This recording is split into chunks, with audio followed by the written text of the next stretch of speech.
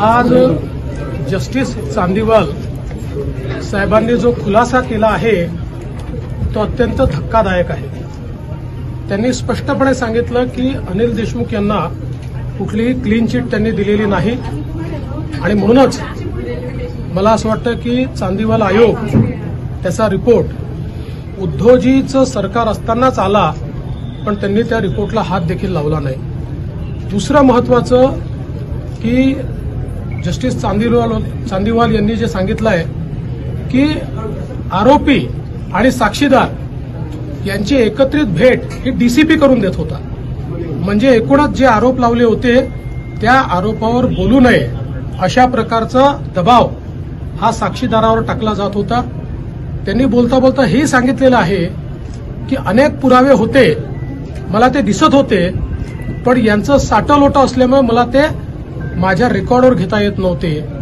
एकूणच महाविकास आघाडीच्या काळात झालेला हा जो भ्रष्टाचार आहे, बदल्यांमध्ये असेल, अपॉइंटमेंटमध्ये असेल किंवा वसुली जी आहे, या वसुलीचे यापेक्षा मोठे पुरावे दुसरे काहीच असू शकत नाही।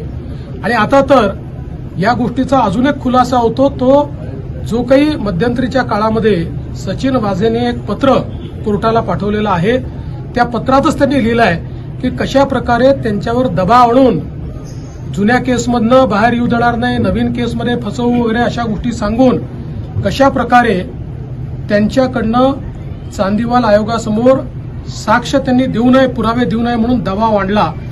मला असं वाटतं त्या पत्राचं आता जी काही सत्यता आहे ती चांदीवाल साहेबांच्या या मुलाखतीमुळे स्पष्ट झालेली आहे। खरं म्हणजे हे प्रकरण भयानक गंभीर झालेलं आहे आणि प्रश्न एवढाच आहे की प्रकरण गृहमंत्र्यापुरतं मर्यादित आहे की ते सरकार त्याच्यामध्ये पूर्णपणे त्या काळची इन्व्हॉल्व आहे, हे देखील त्याची चौकशी आपल्याला करावी लागेल।